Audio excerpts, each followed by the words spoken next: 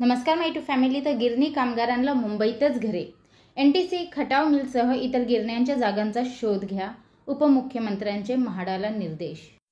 गिरणी कामगार आणि काही गिरणी कामगार संघटनांनी मुंबई बाहेरील घरांना विरोध केला असून त्यांनी मुंबईतच घरे देण्याची आग्रही मागणी केली आहे. तर काय आहे अपडेट, चला पाहूया सविस्तर माहिती.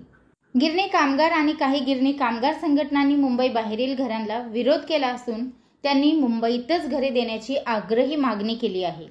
या मागणीच्या पार्श्वभूमीवर शुक्रवारी उपमुख्यमंत्री तथा गृहनिर्माण मंत्री एकनाथ शिंदे यांनी म्हाडाच्या अधिकाऱ्यांसह गिरणी कामगार संघटनांची एक संयुक्त बैठक घेतली. या बैठकीत गिरणी कामगारांना मुंबईत कशी आणि कुठे घरं उपलब्ध करता येतील याचा आढावा घ्यावा. एनटीसी खटावसह काही गिरण्यांची जमीन अद्याप कामगारांच्या घरांसाठी उपलब्ध झालेली नाही, अशा गिरण्यांच्या जागांचा शोध घेण्याचे निर्देश उपमुख्यमंत्र्यांनी म्हाडाला दिले.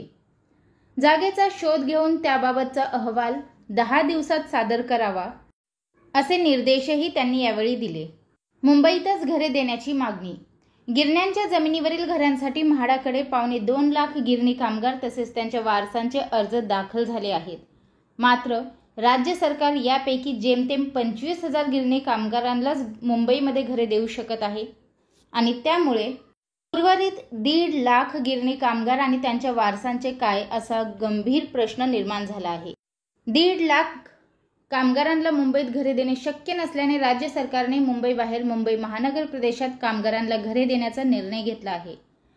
त्यानुसार शेलू आणि वांगणी गावात एकूण 81,000 घरे गिरणी कामगारांसाठी बांधण्यासंबंधीची कार्यवाही सुरू केली आहे. पण गिरणी कामगार आणि गिरणी कामगार एकजुटीचा मुंबई बाहेरील घरांना विरोध आहे.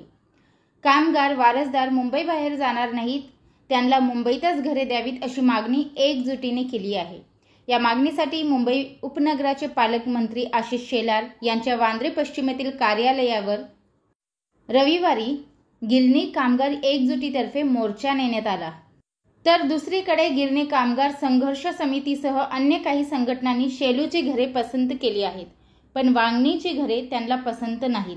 त्यामुळे वांगणीच्या घराचा प्रकल्प रद्द करण्याची मागणीही या संघटनांनी केली आहे.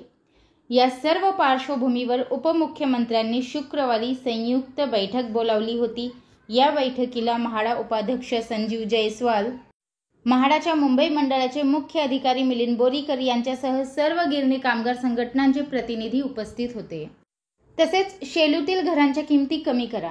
या बैठकीत गिरणी कामगार एकजुटीने मुंबईतच घरे हवीत अशी मागणी उचलून धरली. यावर उपमुख्यमंत्र्यांनी कामगारांना मुंबईत घरे उपलब्ध करून देता येतील का याचा शोध घ्यावा, असे निर्देश म्हाडाला दिल्याची माहिती गिरणी कामगार एकजुटीचे प्रतिनिधी संतोष मोरे यांनी दिली.